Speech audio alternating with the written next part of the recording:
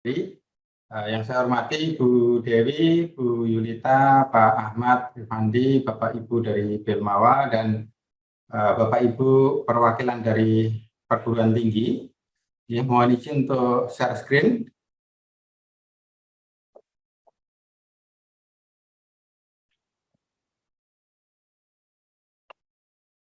Ya, apakah sudah bisa dilihat? Sudah, Pak Onggo, tinggal di full screen saja. Baik, ya.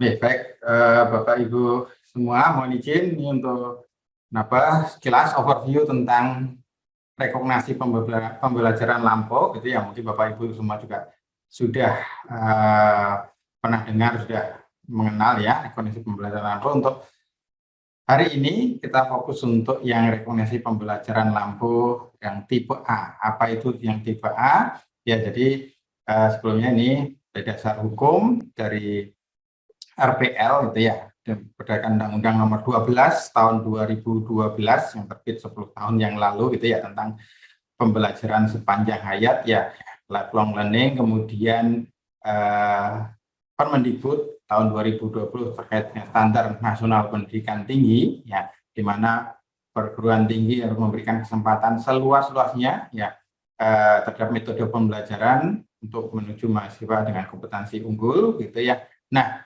di tahun 2021 kemarin gitu ya, sudah muncul Permendikbud-Ristek ya nomor 41 tahun 2021 tentang rekognisi pembelajaran lampau ya. Jadi sudah disinggung oleh Bu Dewi ya, untuk memberikan kesempatan kepada semua orang untuk melanjutkan pendidikan di level yang lebih tinggi, pendidikan tinggi gitu. Dan alhamdulillah belum lama ini juga sudah muncul petunjuk teknis RPL pada perguruan tinggi yang menyelenggarakan pendidikan akademik ya, dari Dirjen Dikti Ristek ya nomor 162 tahun 2022. Nah, RPL sendiri adalah pengakuan atas capaian pembelajaran ya seseorang yang diperoleh dari bisa pendidikan formal, non formal, informal, dan atau pengalaman kerja ya, sebagai dasar untuk melanjutkan pendidikan formal atau melakukan penyetaraan dengan kualifikasi tertentu. Kalau yang melanjutkan pendidikan formal, kita sebutnya adalah RPL tipe A ya. Kemudian untuk yang tadi untuk penyetaraan dengan kualifikasi tertentu itu RPL tipe B. Nah, untuk BAPEM ini nanti adalah untuk RPL tipe A. Nah, ini latar belakangnya ya. Jadi beberapa pertimbangan ya dengan sistem multi entry multi exit system untuk ini. Jadi sistem terbuka di sini untuk penyelenggaraan pendidikan tinggi ya. Pemilihan waktu maupun penyelesaian yang program itu bisa lintas satuan, lintas jalur maupun lintas jenis pendidikan ya, atau multi entry multi exit system. Nah, dengan prinsip untuk memberikan kesempatan ya terbuka untuk melanjutkan pendidikan jenjang yang lebih tinggi.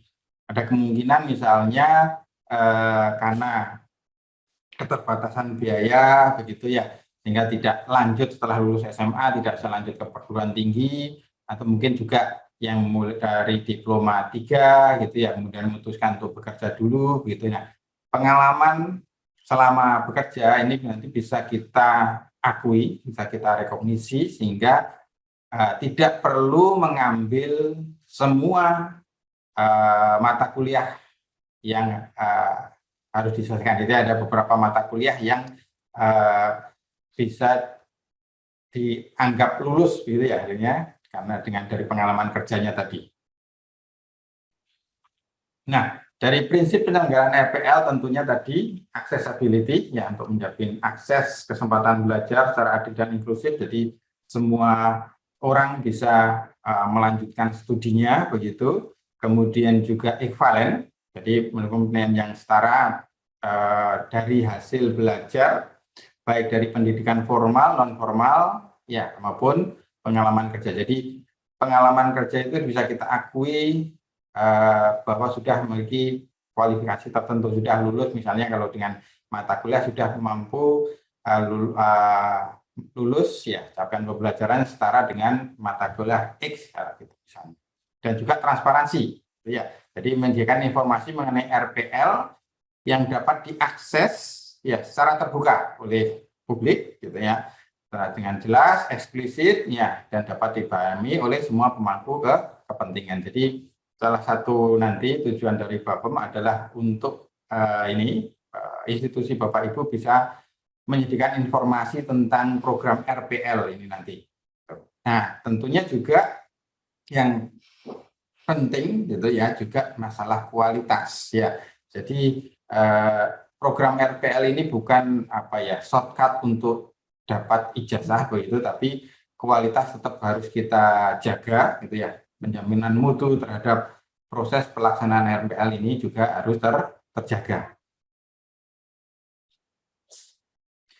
Nah, untuk RPL tipe A ini adalah pengakuan capaian pembelajaran secara parsial ya untuk melanjutkan ke pendidikan formal. Jadi bisa dibilang ini jalur masuk gitu ya untuk bisa melanjutkan ke pendidikan formal. Ya, dari pengakuan hasil belajar yang bisa diperoleh dari program studi pada perguruan tinggi sebelumnya.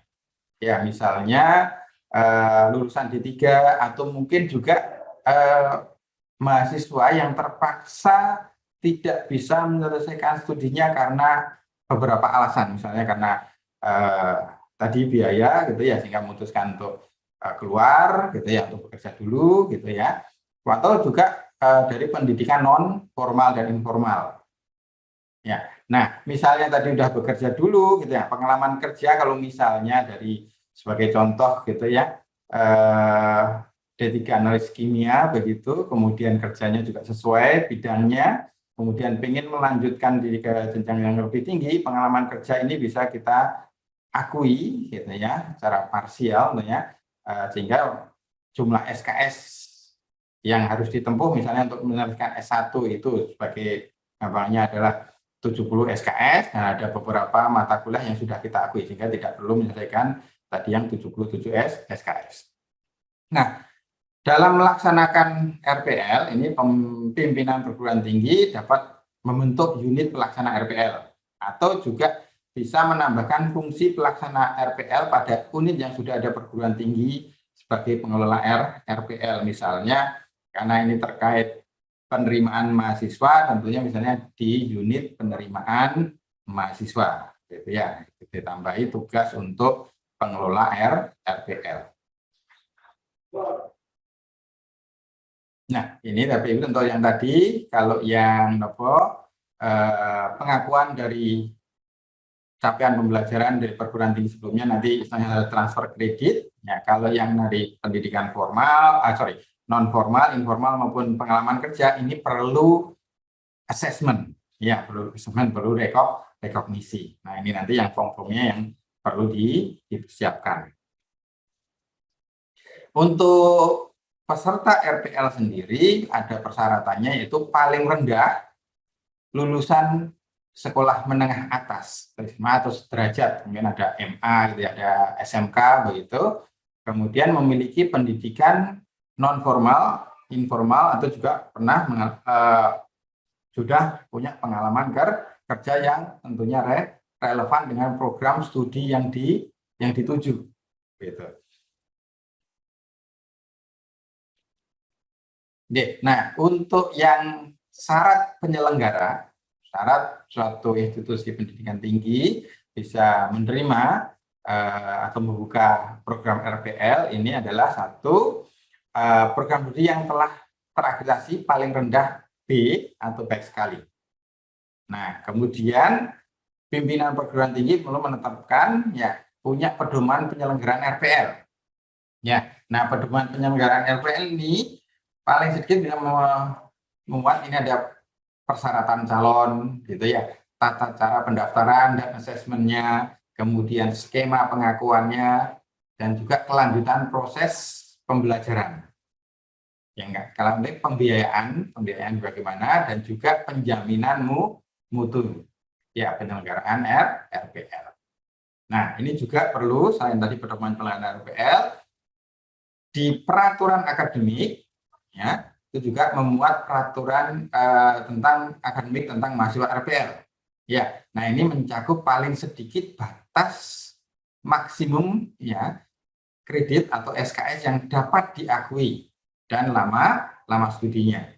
Ya, jadi bukan kok setelah dari RPL ini nanti langsung dapat ijazah, gitu ya, enggak. Karena ini adalah proses penerimaan mahasiswa, jadi nanti tetap harus melaksanakan untuk mahasiswa yang diterima tetap harus melakukan perkuliahan. Kemudian pengakuan capaian pembelajaran secara parsial diperlukan dalam bentuk perolehan satuan kredit semester. Jadi misalnya kalau dari pengakuan yang transfer kredit begitu, ada kemungkinan ya tidak semua SKS atau mata kuliah yang telah diambil di jenjang sebelumnya, misalnya D3, itu enggak diakui semua, begitu ya. Bisa jadi karena ada beberapa persyaratan, salah satunya adalah nanti misalnya kalau transfer kredit, CPL, kita lihat dari CPL-nya, ya berapa persen kesamaannya, gitu ya. Itu 80% harus sama misalnya, seperti itu ya, baru bisa diakui. Kalau kurang berarti tidak bisa diakui. Nah, terkait alur penyelenggaraan RPL tipe A ini, gitu ya. Nanti kalau pertama pimpinan PT nanti tentunya membentuk unit pelaksana RPL, gitu ya.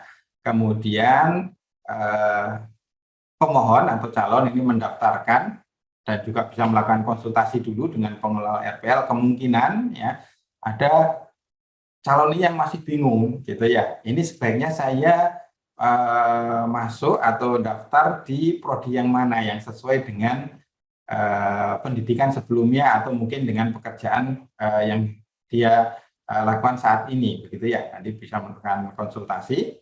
Kemudian kalau oke, oh ini kamu bisa masuk ke prodi ini, gitu ya.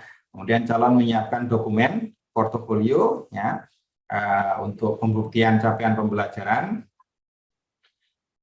Setelah itu pengelola RPN melakukan proses assessment, ya rekognisi sesuai prosedur tentunya ya, dan kriteria yang ditempatkan untuk setiap mata kuliah atau kelompok mata kuliah. Nah ini tentunya nanti pengelola atau perguruan tinggi perlu memberikan informasi capaian pembelajaran, ya yang detail begitu ya, yang bisa diakses oleh ini pemohon atau calon pendaftar.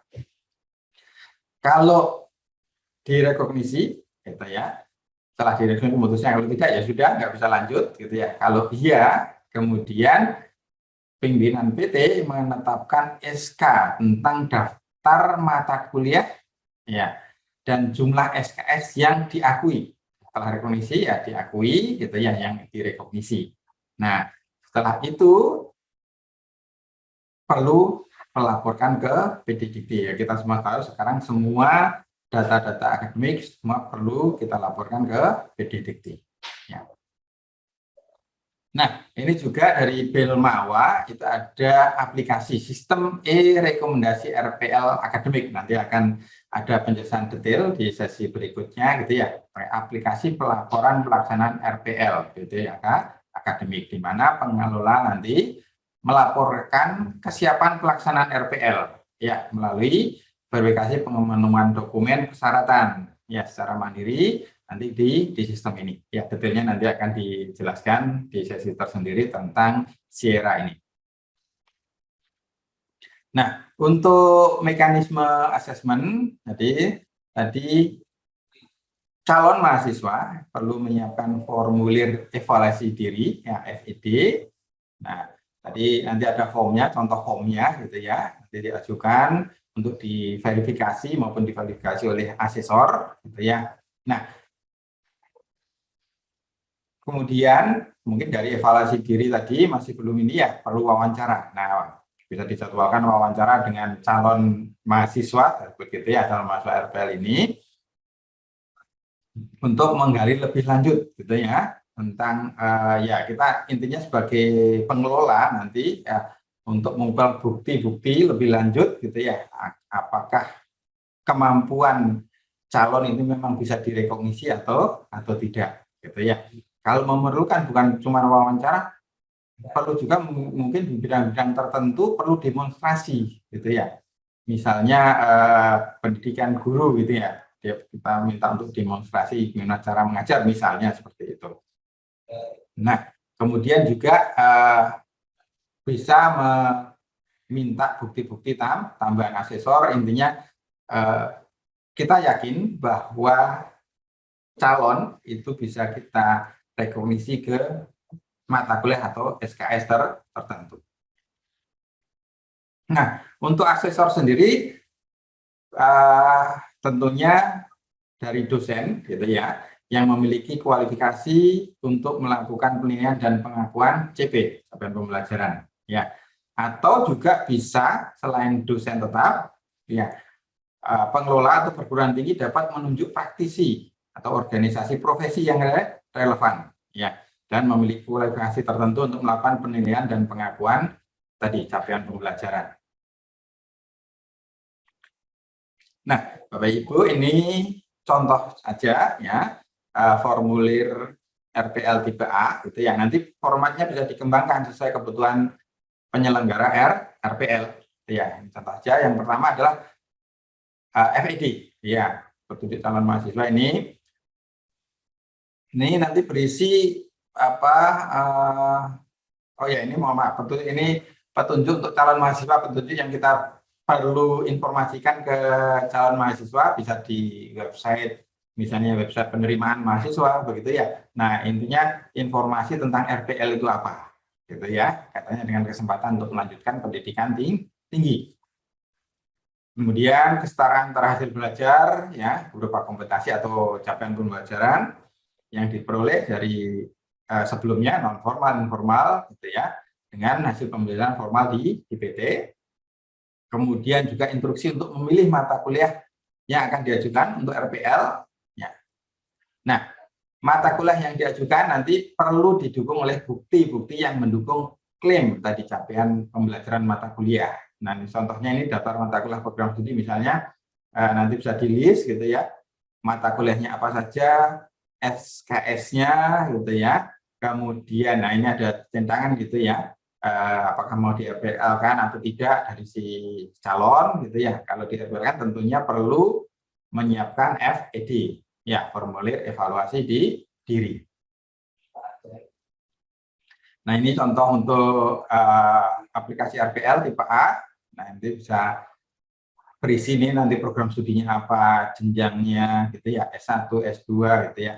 Kemudian nama perguruan tinggi, ada rincian data calon mahasiswa, ya data pribadi, data umum, data pendidikan gitu ya. Data pendidikan ini kalau nanti ini bukan dari perguruan tinggi gitu, misalnya lulusan SMA, tentunya program studi ini tidak perlu kalau di SMA kan nggak ada ya program studi gitu ya, nggak perlu ditulis gitu ya. Kemudian pada bagian 2 di sini ada daftar mata kuliah. Nah, ini calon bisa mencantumkan itu ya mata kuliah yang diajukan untuk dapat direkognisi gitu ya. Ya, tentunya ini ada beberapa istilahnya surat pernyataan gitu ya di sini, tanda tangani oleh pemohon. Nah, ini ada lampirannya, yang disertakan adalah formulir evaluasi diri, ya, kemudian daftar riwayat hidup, ijazah dan transkrip kalau misalnya dari pendidikan sebelumnya gitu ya, dari D3, D2 atau D1 ada ijazah transkrip bisa dimasukkan di sini, atau mungkin kalau RPL ke S2 itu juga tentunya ijazah S1. Nah, ini untuk formulir evaluasi dirinya ya. Nanti ada beberapa identifikasi tingkat profesiensi pencapaian dari si calon. Nanti kita minta mereka untuk bisa mengidentifikasi apakah sangat baik. Ya, ini ada beberapa uraian di sini. Kalau sangat baik berarti sudah melakukan tugas dengan sangat baik, menguasai bahan kajian dengan sangat baik dan sebagainya. Atau tidak pernah. Nah, gitu ya. Nah, bukti-bukti ini juga perlu perlu dilampirkan gitu ya. Nah, nanti untuk asesor dalam penilaian gitu ya, akan memverifikasi dan memvalidasi apakah ya bukti-bukti tadi valid, ya, asli, otentik, terkini, atau sudah memadai, cukup untuk digunakan untuk merekognisi. Nah, ini contoh formulir evaluasi diri untuk mata kuliah. Ini dicontohkan untuk kimia gitu ya, JM 102, kimia umum 1. Nah, ini CPL-nya berarti 1, misalnya menjelaskan aspek kualitatif dan kuantitatif fundamental kimia, gitu ya. Nah, nanti calon ini, kalau yang kolom pertama ini prodi yang memberikan, gitu ya. Jadi prodi nanti perlu menyiapkan ini, ya, form evaluasi diri ini, semua mata kuliah, itu kan tentunya sudah punya CPL gitu ya. CPL-nya ditulis dalam form bentuk ini, kemudian yang bisa diakses oleh calon. Nah, calon nanti akan mengisi di sini, ya, menurut dia bagaimana, apakah capaian pembelajaran ini sudah dikuasai ya dengan sangat baik, atau mungkin juga tidak pernah melakukan, kalau misalnya di pengalaman kerja tidak pernah melakukan hal tersebut. Nah, kemudian kalau misalnya ini ya dia merasa bisa sangat baik dan baik, tentunya perlu dibuktikan, gitu ya. Nah, ini nanti jadi dokumennya perlu diisi oleh calon. Nah, validator asesor nanti akan memvalidasi, memverifikasi tadi ada apakah valid gitu ya, apakah memadai dan sebagainya di sini. Di kolom ini diisi oleh asesor. Nah, ini dokumen contoh dokumen bukti pendukung atau portofolio yang perlu dilampirkan, perlu disubmit oleh calon pendaftar RPL ini, ijazah ya, ijazah dan transkrip nilai. Juga mata kuliah yang pernah ditempuh. Nah, perlu juga ini mungkin juga ring penilaian, karena di beberapa perguruan tinggi mempunyai ring penilaian yang berbeda-beda. Ini juga bisa sebagai dasar nanti untuk konversi nilai, gitu ya. Misalnya di perguruan tinggi X gitu ya, nilai A itu 80 sampai 100. Di perguruan tinggi B ternyata 85 sampai 100 atau 90 sampai 100. Nah, ini kan ada perbedaan, itu nanti juga perlu dipertimbangkan. Kemudian daftar riwayat pekerjaan, nah ini bagi yang sudah bekerja gitu ya, dan rincian tugasnya. Kemudian juga mungkin sudah memiliki sertifikat kompetensi. Nah, ini juga bisa disubmit. Kemudian sertifikat pengoperasian atau lisensi, ya sesuai dengan jabatan kerja yang dimiliki. Foto-foto pekerjaan yang pernah dilakukan, ya, dan deskripsi pekerjaannya, logbook, ya, buku harian, gitu ya. Kemudian lembar kerja atau lembar tugas ketika bekerja, ya. Bisa juga dokumen analisis, ya, perancangan, ya, kota bekerja. Catatan pelatihan di lokasi tempat kerja, kemudian waktu kerja sudah istilahnya ditugaskan untuk pelatihan, atau mungkin juga mandiri mengikuti pelatihan-pelatihan, bisa dilampirkan ke dokumen pendukung. Keanggotaan asosiasi profesi gitu ya. Dan juga penting juga adalah referensi ya dari pimpinan atau pemberi kerja. Ya, penghargaan kalau misalnya pernah dapat gitu ya, penilaian kinerja dari suatu perusahaan tempat kerja gitu ya, dan juga dokumen lain yang relevan. Ini contoh bukti pendukung gitu ya, sertifikat, ijazah gitu ya, transkrip nilai, kemudian ini surat keterangan dari perusahaan tempat bekerja gitu ya, bisa juga foto-foto. Tadi foto-foto selama bekerja bisa dilampirkan juga. Ya, ini contoh penilaian evaluasi diri, misalnya jadi dia mengklaim untuk rekayasa transportasi jalan, itu ya, menjelaskan konsep transportasi, konsep dan tujuan teknik lalu lintas, dia klaim sangat baik, gitu ya. Nah, dari asesor berdasarkan dokumen yang sampaikan oleh calon, dan menilai semuanya valid, ya, terbaru gitu ya, dan juga memadai. Ini untuk biodata asesor akademi ini mungkin ini ya secara umum aja ini untuk sebagai asesornya. Skip aja. Nah, ini daftar riwayat hidup pemohon, itu ini contoh gitu ya. Tentunya identitas diri gitu ya, status pekerjaan, riwayat pendidikan, tadi pelatihan yang pernah diikuti, misalnya pernah ikut seminar gitu ya. Sebagai contoh misalnya secara dari S1 ke S2 gitu ya. Nah, salah satu persyaratan untuk lulus S2 kan pernah mengikuti seminar. Nah, ternyata pemohon ini juga pernah ikut melakukan seminar atau juga menulis di publikasi ilmiah di jurnal. Nah, itu nanti juga bisa direkognisi begitu. Oke, ini contoh-contoh tentang form-formnya, tentunya nanti bisa disesuaikan sesuai dengan kebutuhan di program studi, Bapak Ibu. Nah, setelah itu pimpinan PT ya menerbitkan SK ya hasil assessment RPL ini contoh saja. Saya kira kalau SK hampir ya semua formatnya seperti ini, ada menimbang, mengingat, menetapkan gitu ya. Nah, daftar calon, nah di situ nanti dilengkapi di situ di SK itu ya mata kuliah atau SKS-nya berapa yang diakui, sisa SKS yang harus ditempuh berapa itu. Nah, ini untuk contoh SK penetapan asesmen RPL tipe A ya. Oke, Bapak Ibu, demikian overview singkat terkait RPL tipe A.